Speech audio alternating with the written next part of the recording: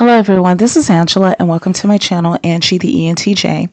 Please be sure to like, subscribe, comment, and to click on the notifications bell so that you'll know whenever I upload any new content. I have been off and on for a while, and part of the reason is because some of the things that I've been saying over the past 3 years are playing out before our eyes. And I like to time my reaction. You see, I've been talking about the global male mating competition and the shortage of women globally, and how the unpaid care work of women, the cooking, the cleaning, the appointment setting, the event planning, we're often the on-call therapist, and the million or so other little, quote, end quote, little things that we tend to do within our families, whether we're married or not. We're still daughters and sisters and aunties and friends, right? See, I've been putting numbers on our valuation as women within the society so that we are no longer speaking in philosophies, but in terms of cold, hard facts that are supported by empirical data, okay? So now we are all here and the patriarchy is naked. Like that story, the emperor is naked, the patriarchy is naked. And the patriarchy, they are fighting battles on multiple fronts. They are spread thin. This is why now is the best time for us to create more fog for the patriarchy and to lower their visibility while they're fighting on multiple fronts in order to make it harder for them so that they can waste even more of their own energy on their multi-pronged war while also staying out of our business. You see, the patriarchy's weak spot is this. This is their Achilles tendon. Their weak spot are the things that they are not able to see, which is why I was cool with keeping this channel small over here, because over here, we're like snipers. And I'm using that term very, very figuratively. I'm being very figurative here. What I mean is that we emphasize being strategic over here, and we aim for the target that topples all the nonsense with one hit. And again, figuratively speaking, I'm being very figurative, okay?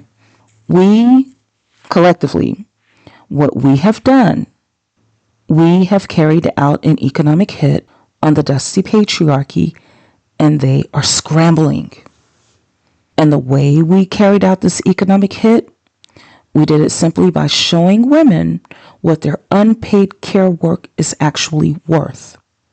These conversations of women's unpaid care work were only being held in places where there were chandeliers and marble hallways. And these conversations were being held by people with letters in front of and behind their names, okay? Like doctors and PhDs. What I did was to bring it down to the grassroots in a way that regular, everyday people, no matter what their background, can see something that was mostly abstract. And yes, other platforms spread the word, which was fine. What I did was like throw the rock into the pond. Other platforms were the ripple effect of that, okay? And the evidence is seen all over. For instance, I see so many women out here talking about unpaid care work. They call it all kinds of things. Unpaid labor, they call it free labor. It's okay. They got the concept. It's formally called unpaid care work, okay? But if you call it unpaid labor or free labor, that's fine. What matters the most is that you got the concept. And so the women out here are bringing up their unpaid care work, and how men who want to go 50-50 are only talking about going 50-50 with the finances, but they're not talking about going 50-50 with the unpaid care work. And it makes me proud to see how you all are giving them the heat. You're reading the riot act, you're dragging them for filth, and I am loving it. Now that the patriarchy is in a battle on multiple fronts, their troops are either going AWOL or they are committing mutiny against them. And they are also running low on their supplies and their support. And the patriarchy, they are desperate. And this is global. For instance, they're trying to get us women to have babies. After all the oppression, they're facing the reality that without us, there's no them. Because what's happening in the meanwhile, the birth rate in their patriarchy is declining.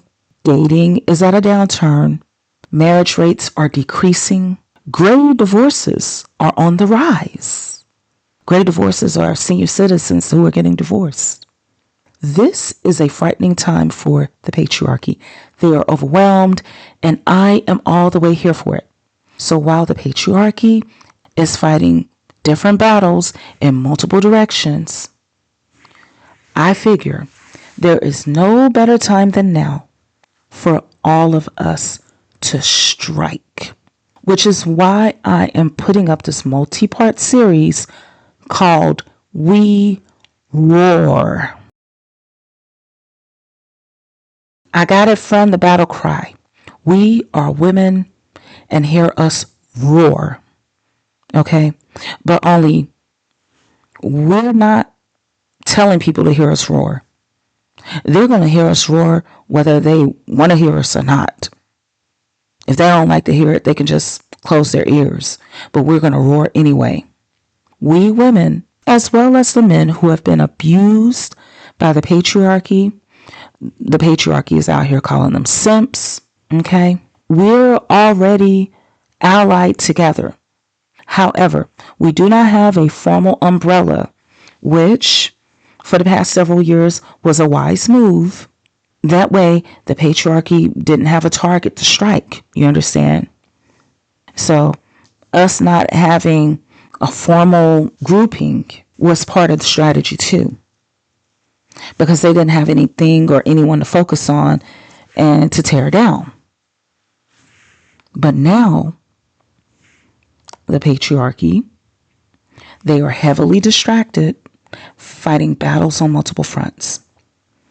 On top of fighting battles on multiple fronts, they are experiencing the tragedy of the commons as it relates to the dating pool, its impact on marriage, and the birth rate.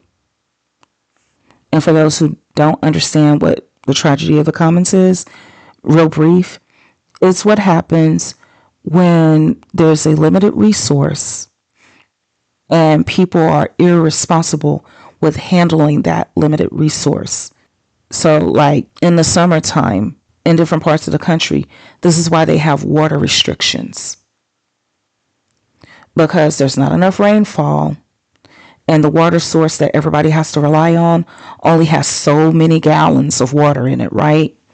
Well, in the tragedy of the commons as it pertains to the dating pool, the birth rate and the gender ratio is so much. What I mean by that is for every boy that's born, there is a girl that's usually born. But what happened is the patriarchy interfered with that balance.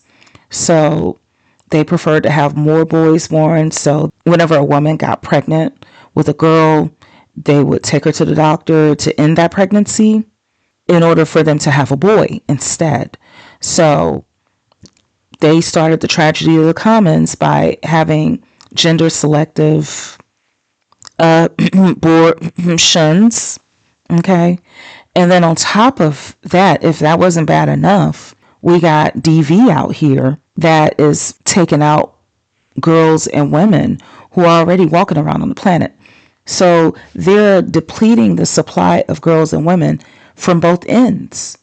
And as a result, they are experiencing the tragedy of the commons as it relates to the dating pool. And it has an impact on marriage because you got all these boys. They eventually grow up to become men.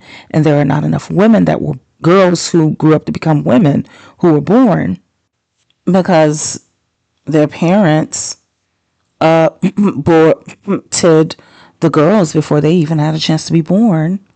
And different societies normalize domestic violence. So There are missing girls, there are missing women as a result, and the patriarchy is facing a lonely male crisis. And on top of that, they've run out of charades to keep the population distracted with their short-term strategies to long-term problems. And the patriarchy are going through the beginning of the FAFO. So, under these circumstances, I figured this is the best time for women and our allies, talking about you men who have been called simps. It's time for all of us to solidify being on one accord and moving in lockstep in every way. And we're going to start that beginning with part 1 of the series titled All Nomadic Males Are Resource Sexuals. Yes, they are. Yes, they are. We are going to accept. Okay? See, let me go into telling you what acceptance is.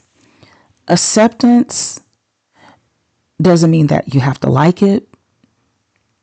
It doesn't mean that you have to agree with it. Agree as in, it makes you feel some kind of way. See, when you accept something, what you see is the truth no matter what. So we have no feelings about it when we accept it. We just see it for what it is. We accept that water is wet. We accept that the sky is blue. We accept that the sun is hot. We are also going to accept that if a man has not completed the nomadic phase in his life, then he is underdeveloped, and that makes him dangerous. We are going to accept this fact without negotiations. All arguments against this statement will fall on deaf ears. We have bodies in graves, literally. And we also have survivors who have had to rebuild their lives after nomadic males ruined their lives. We have all of this evidence to this truth that nomadic males are dangerous. So as we roar, okay, we're roaring over here. We accept the truth that nomadic males are economically dangerous at a bare minimum. And we also know that he can be dangerous in a multitude of other ways too. And they are all resource sexuals. A lot of you are familiar with the hobosexual. The hobosexual is just one type of resource sexual, and I'll get into that a little bit later. A lot of what we see as issues with men is linked to their underdevelopment and the fact that they have not completed their nomadic phase of life. You see, the patriarchy keeps them stunted in their nomadic phase in order to ensure that they will be more easily controllable when they are presented with resources in exchange for doing something diabolical on behalf of the patriarchy. For instance, going to fight in unjust wars. It's easier to get a resource-deprived and underdeveloped male to engage in brutality in order to enforce unjust laws against the people of the society. This is why they abuse men who are educated and have resources and happen to like women. They abuse them by calling them simps, and they do other stuff to them as well. Part of the reason is because the so-called simps are harder to control. And the so-called simps are an example of what men look like when they are fully developed. Which leads me back to my point. Nomadic males are dangerous, period, point blank. So, what is the nomadic phase? Personally, I call it the stupid phase. But whatever you want to call it, it is the phase in nature when the young adult males are exiled from their family group in order to brave the big wild yonder. Within humanity, how it appears is this is the time when young men have ideally left home to begin establishing themselves. They're going to college, or they're going off to learn a trade and then become an apprentice, or they join the military or the Peace Corps. Either way, they get out into the big wide yonder. They get out into the world. They are on their own, and while they're on their own, they have to confront natural reality. So whatever he believes or doesn't, he needs to have gone through this nomadic phase and in the process become tired of his own stupidity. On top of it, he has to have proof of having amassed resources before he has our collective permission to discuss anything relating to the community, to family, marriage, children, or whatnot. Why am I saying this? First, we are going to allow nature to be our teacher. We are going to watch a video on how the scenario appears within nature, and then I will be back. In a lion pride, young males grow up under protection, surrounded by mothers, siblings, and the dominant male. But once they reach about 2 or 3 years old, something changes. The dominant male no longer sees them as cubs, but as rivals. Tension builds. Fights break out. And eventually, they're forced to leave. Exiled from the only home they've ever known, they step into a new life, the nomadic phase. Alone, they wander through unfamiliar territory, dodging stronger males, avoiding predators, and struggling to find food. It's a test of strength, patience, and survival. Most don't make it. But those who do return one day, not as sons, but as kings.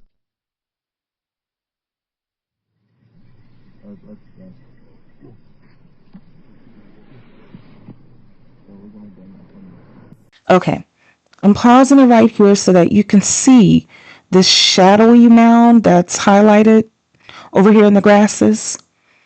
Okay, that shadowy mound is a junior male lion who has been pushed out of the pride and into his nomadic phase. He's already grown up. It's time for him to go out into the great wide yonder. He got to go out there and compete for territory. However, what this junior male lion is experiencing is that the natural reality away from his parents is it is a harsh world out there. And he no longer has his mother and his aunties collaborating and cooperating on behalf of the pride where he benefited, going out there hunting for food so that he can eat. He himself has to go out and do all of that on his own. He no longer has the protection of his father from other wandering rogue males who want to unalive the offspring and unalive the pride lion so that he can turn around and mate with the females and have his own pride for himself. See, this junior male lion has to go out and fend and fight for himself. It's a rough thing to do, but it's something that he has to do. Now, let's see how his parents and his aunties and his uncles all feel about him sneaking around in their territory, taking naps, and mooching off of their resources. Let's watch.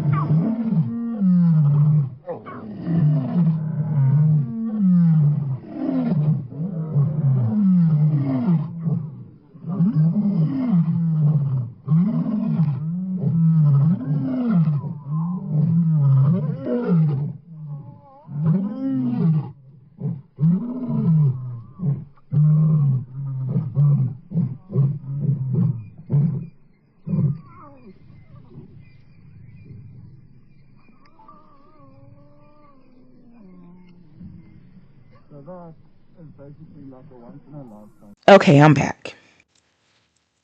See, nature has all the lessons that you need to learn. You just have to know how to observe. And in nature, the masculine has to go out into the world. He has to compete. He has to survive. And once he establishes himself, then and only then can he think about mating. For those of you who are Bible thumpers, we're going to revisit the story of Adam being created and how he was going around and naming the animals. Okay? You see, according to the story, that was Adam's nomadic phase, when he realized that he was the only one of his species. While he was naming the animals, he saw them, according to the story, he saw the male animal and he saw the female animal. He probably saw them mating, and once they were mating, then here came the offspring. He saw the male insect, he saw the female insect. Once they started mating, here comes the offspring. Time and time again, he saw this pattern, yet he's the one with the Audi, but there was nobody around him that had an any, if you know what I mean. So that was Adam's nomadic phase, for him to realize that he was the only one of his species. He had to learn what it was like to be alone and to be the only one of his kind in order to appreciate the value of having a partner, particularly a woman.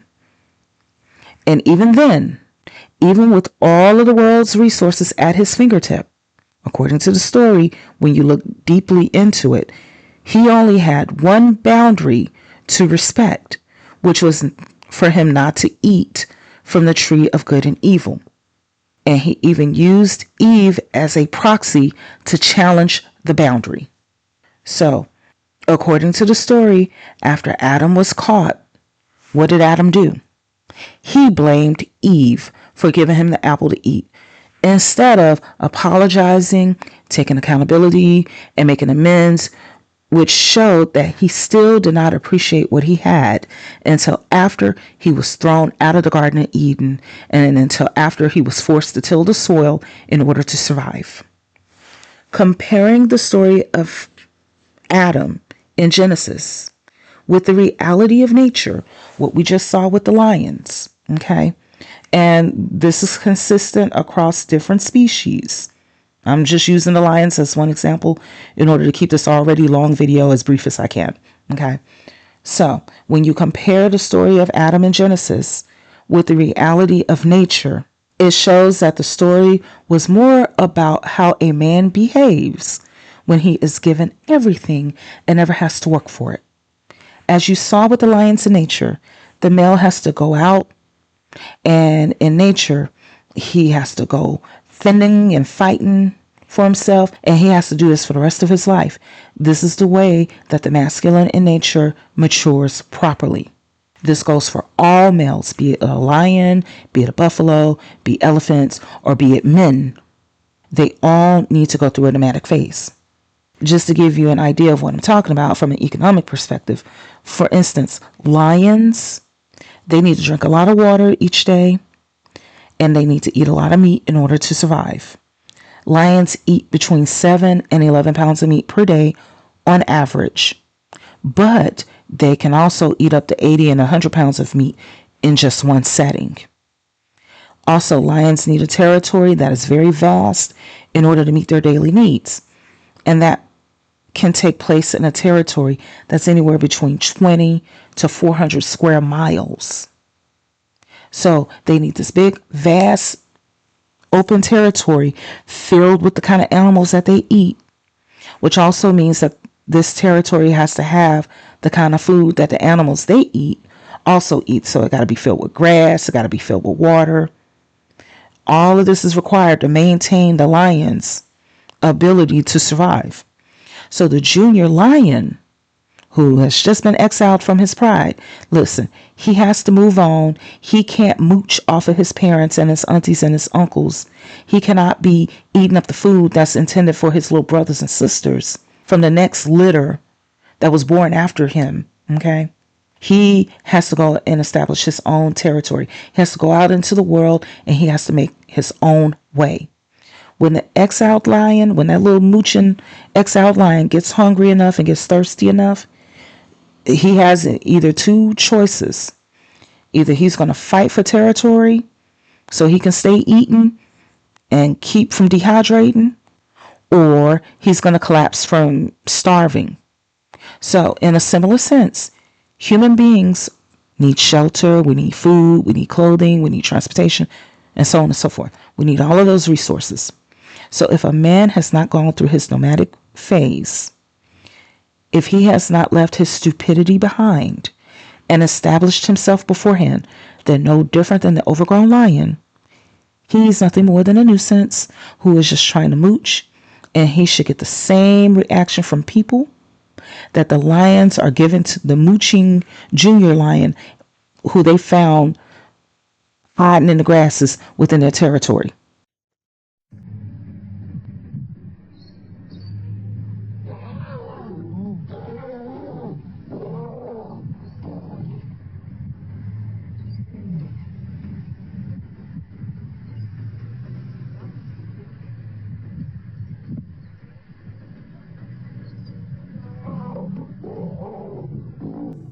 See, nature shows you, nature is a good teacher.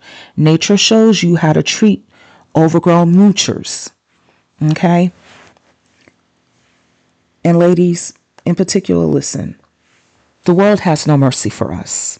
When we women go through our growth and development stage, or basically our own version of the stupid phase, personally for me, it was when I got married for the first time at the ripe old age of 19. And although I was divorced by the time I was 25, 26 or something like that. Listen, ladies, nobody pays for our stupidity or our growth and development phase except us. I had to pay for my own divorce and endure the turmoil and its aftermath.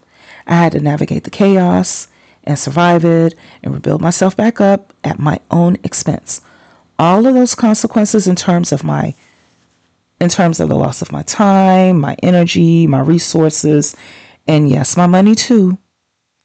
All of those costs were on me. And there are plenty of ladies, I'm sure you're thinking to yourself what you had to go through and how much your stupid tax cost you. Some of you ladies have been like me.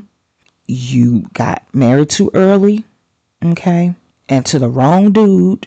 And speaking of the wrong dude, some of y'all had children with the wrong dude, right? You were sitting up there and the dude that got you pregnant was nowhere to be found when it was time for you to give birth to the baby. And you had to sit up there and navigate being a single parent to a crying baby without any help, when it's customary in many parts of the world. Many cultures will surround the new mother. They step in and they help her out for 6 weeks straight, some for 3 months, some maybe even longer, where she doesn't have to do anything but rest and heal. But you had to do that without any help. It was grueling. And that's how you paid your own stupid tax, just like I did with early marriage and to the wrong dude. That's how I paid my stupid tax. Some of you ladies paid your stupid bill by doing wifely duties on girlfriend status. Or it could either be in the form of your own mooching relatives who are holding your spare bedroom hostage. They've kidnapped your couch and they are burning up your electricity and Wi-Fi. Whichever way you paid your stupid bill, no matter how it presented itself, the overwhelming majority of times when it comes to women, we pay for our own choices, even when we had good intentions, which is often the case. And when we're paying for it, we don't be trying to mooch off of others. We take the L like a grown adult, and then we pick up our pieces, we learn our lessons, and then we move on, right? That's how we do, ladies. However, the thing that underdeveloped males tend to do, and this is the difference between the underdeveloped man and the underdeveloped woman's growth phase. Underdeveloped women, we pay our own stupid tax. We take our L, we learn, and we move on. Underdeveloped males, on the other hand, what they like to do is conscript other people into financing their own stupid phase. And what the patriarchy is a big scheme of that very thing that I just said. Underdeveloped males, you see, they can't play that trick on other men. because other men can see right through them. However, they will come over to women who've been brainwashed into being blindly cooperative and take advantage of our good intentions. That's what happened to me in my first marriage at the ripe old age of 19. But being on brand with my age at the time, I was too young and dumb to realize that I should not have even given my ex the time of day. If me who I am could go back to me who I was back then, I'd be like, hey girl, don't do it. Don't even leave him on the curb. That's what me who I am today, would have told myself back then. And that marriage was how I paid my stupid tax. First of all, the dude already had a child. He had already created a broken home. But I was in love with his representative because he had a good representative, right? And I thought that he was a good dad because he paid child support and he took time to spend with the kid, blah, blah, blah. Plus, he was a few years older than I was, so I figured that he was mature, right? Yeah, that was stupid. Meanwhile, unbeknownst to me, what he was doing, because he was an underdeveloped male, he was strategizing on how to use my resources to help lighten the weight of his own stupid tax burden. Or basically, he was using my resources to shield himself against the cost of his own stupidity. So with me, he did not have to feel the full weight of those child support payments or the cost of his gas, groceries, home furnishings, utilities, and so forth. He did not experience the full challenge of finding childcare whenever he needed some time to himself to do things like watch a game or read a book or occasionally go hang out with his friends. Add to it that he had the comfort of a woman at home. And despite all of that, he was abusive. However, rest assured that he got the opportunity to feel the entire weight of his dumb decisions on one fateful late spring day.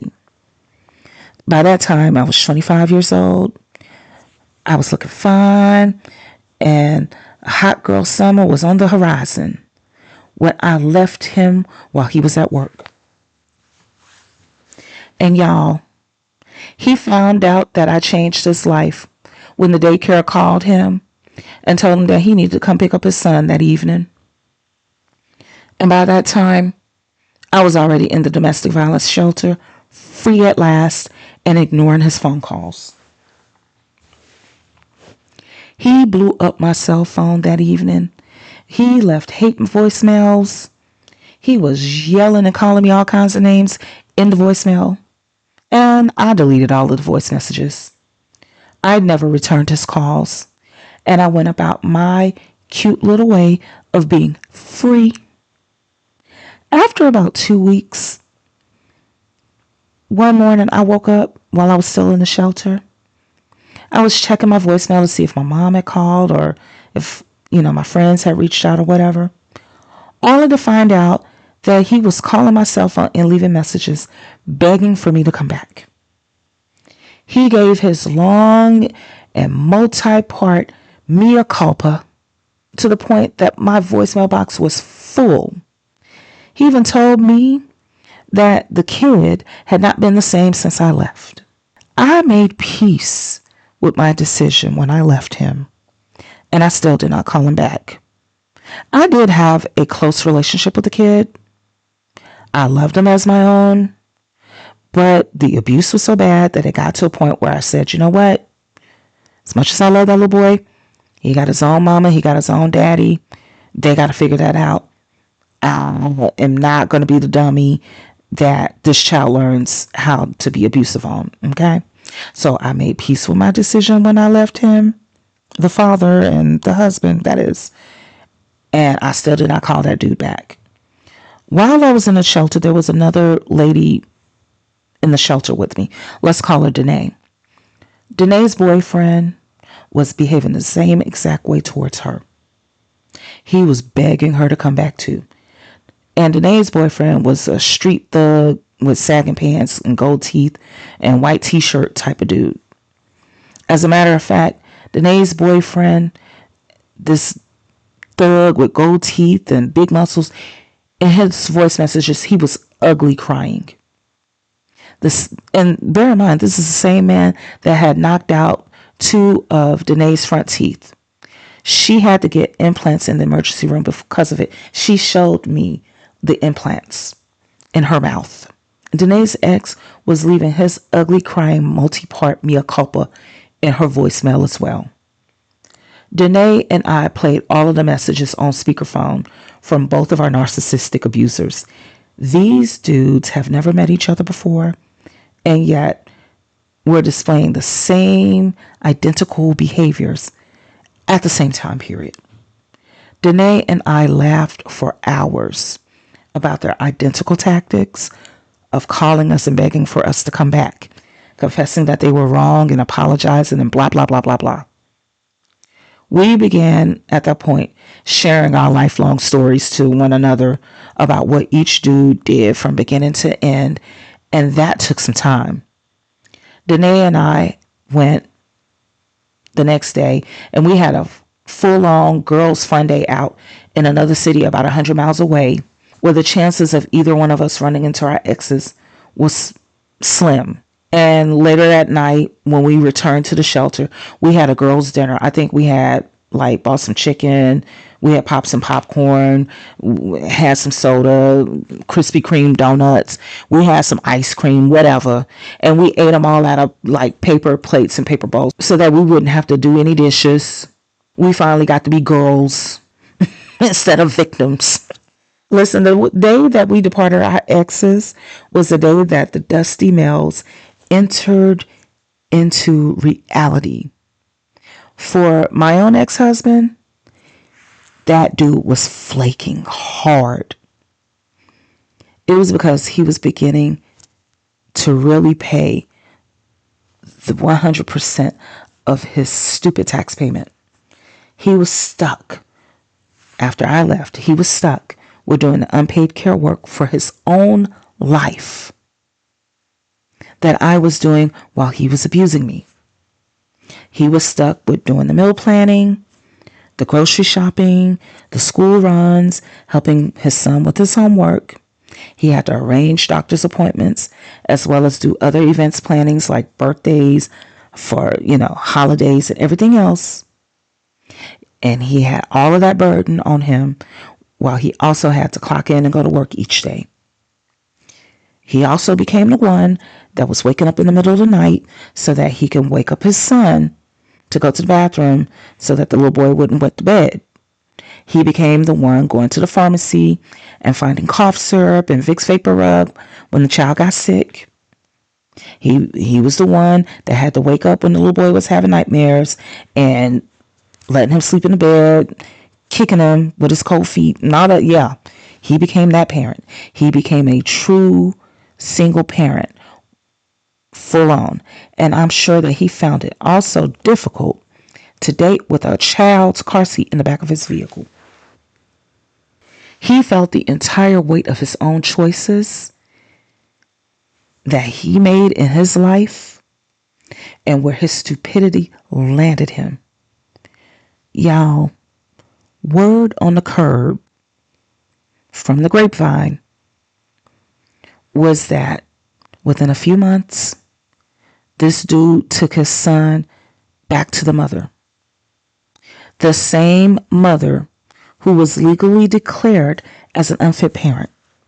The same mother he personally spent thousands of dollars of his money to take her to court in a completely different state to get custody of their son and to move the son into the state where he was living. This dude would rather pay child support to an unfit mother who clinically neglected her own child to the point to where he was anemic because she wasn't feeding him properly. And the little boy had stage 3, stage 4 cavities in his mouth. Yes. She also developmentally neglected the child to the point to where he was nearing 4.5, 5 years old. She never enrolled him in preschool. The little boy didn't know the alphabet. He didn't know how to count properly. He didn't know how to tie his shoes. Within 6 months, I worked with that child and had him reading. Okay? This dude conscientiously took his own child, his own son, back to live with a neglectful mother. He chose to do that rather than to be a single parent. That's why I've had a video on this channel and I've made comments saying to leave these dudes with their kids, because I've done it before. And I know that the majority of these dusty males will flake when they're confronted with the true responsibility of being a hands-on parent. See, no real man will put their own child in harm's way. But my dusty ex-husband, who was a military man, by the way, turned out to be a glorified Pookie. And I left that Pookie where he stood. I was 25, newly single and child-free, and I was traveling everywhere. Listen, I was lucky, y'all, that I escaped that Pookie without any permanent attachments. That's why I'm here in part 1 of this series, and I'm saying we are roaring over here. We roar.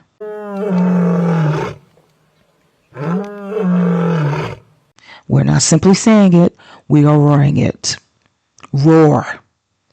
That if a male has not paid his own stupid tax, meaning that if he has not gone through the nomadic phase in his life, where he's had to confront the often abstract truths of reality, then he is dangerous.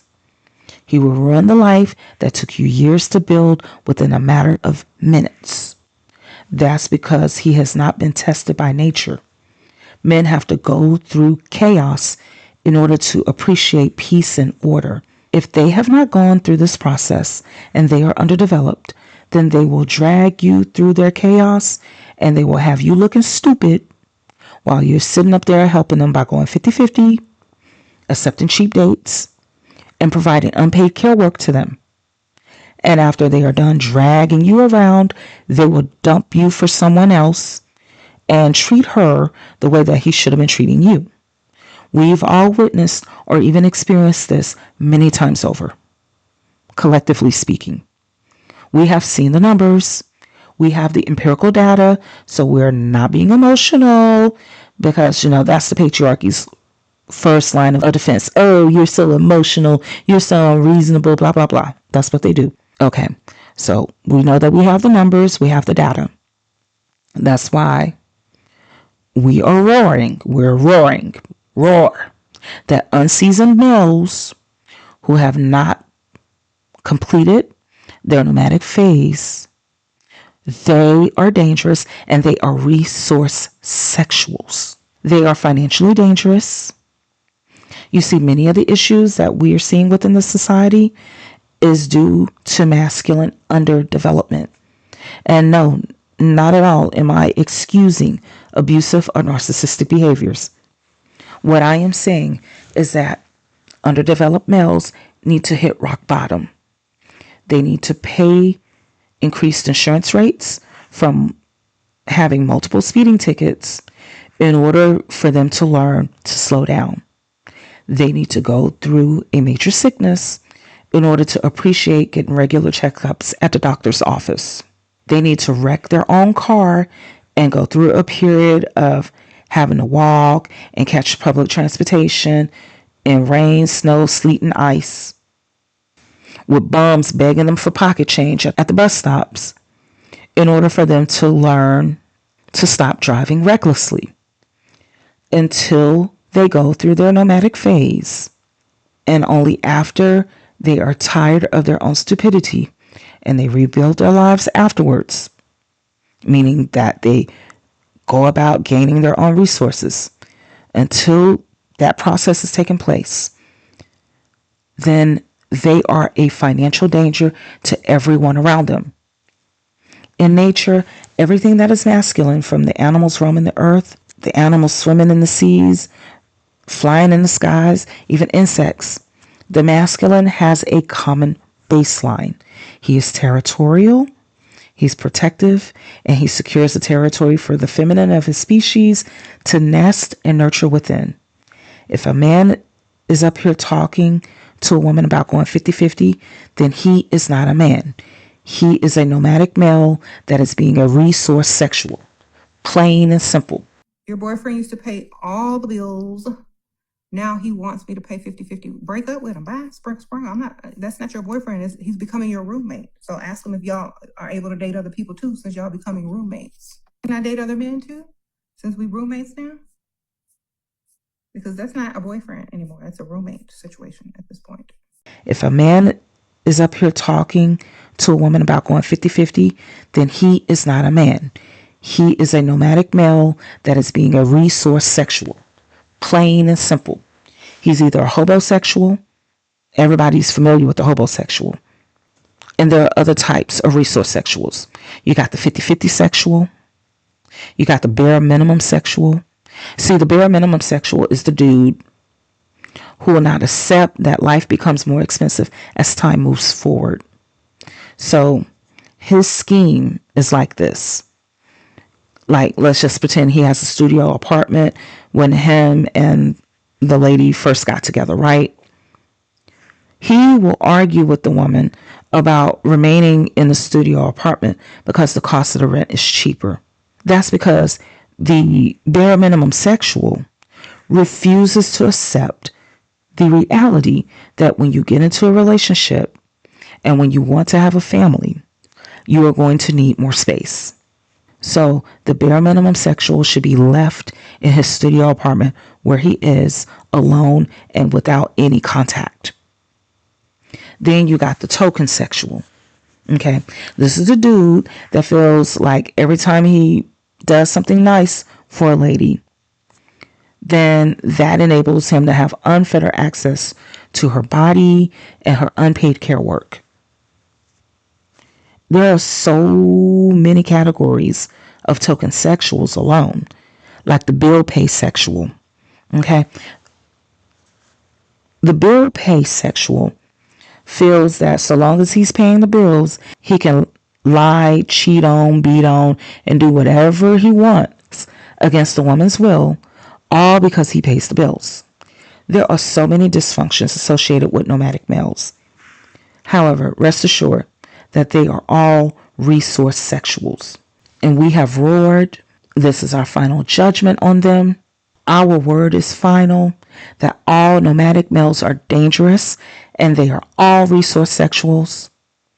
And we don't want to hear anything else. It is what it is. So that's all I have to say for now. Stay tuned for We Roar Part 2. Make sure that you like, subscribe, comment, and click on the notifications bell so you'll know whenever I upload any new content. Take care until next time.